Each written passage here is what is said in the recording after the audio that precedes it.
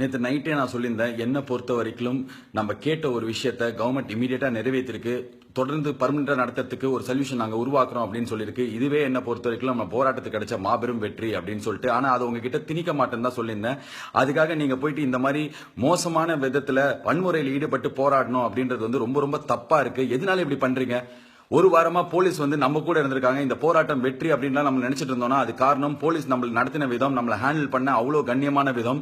கவர்மெண்ட்டும் நம்ம கேட்டதை இமீடியட்டா டெல்லிக்கு எடுத்துட்டு போயிட்டு அது ஒரு சட்டமா நிறைவேற்றிருக்காங்க. சோ முதல் வெற்றியா இதை எடுத்துட்டு இதை செலிப்ரேட் பண்ணி சந்தோஷமா ஒரு வெற்றியா இருக்கிற நேரத்துல இவ்வளவு தப்பா வன்முறையில அடிதடியில கல்வீச்சுல எல்லாம் ஈடுபடுறது வந்து ரொம்ப கேவலமான ஒரு செயல். யாரோ ஒருத்தர் நம்மள பொறுக்கின்னு சொன்னான்னு சொல்லிட்டு நம்மளுக்கு கோவம் வந்தது.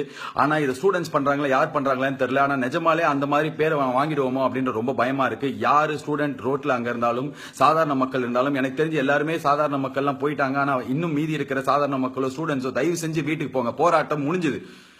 எப்ப இதை நிறைவேற்றினாங்களோ அதுதான் நம்மளுக்கு முதல் கட்ட வெற்றி. தயவு செய்து கிளம்பி போங்க. இதுக்கப்புறம் நீங்க ரோட்ல இருக்கிறதுல எந்த நியாயமும் கிடையாது. அப்படியே இருக்கும்போது இவ்வளவு வன்முறையை கையாளுறது வந்து ரொம்ப தப்பான கேவலமான விஷயமா இருக்கு. இந்த போராட்டம் மாபெரும் வெற்றி அப்படின்றத தாண்டி கேவலமான ஒரு போராட்டம் அப்படின்ற பேரோட முடிய வேணாம். இது ஸ்டூடெண்ட்ஸ் போராட்டம். ஸ்டூடெண்ட்ஸ் மட்டும் இதை செஞ்சாங்க. அரப்போர் வழியில செஞ்சாங்க. இப்ப உள்ள யார் பூந்தாங்க என்னாச்சுன்னு தெரியல. இப்ப நடக்கிறது எல்லாமே தப்பு. Please go home. The போராட்டம் protest is over. Please.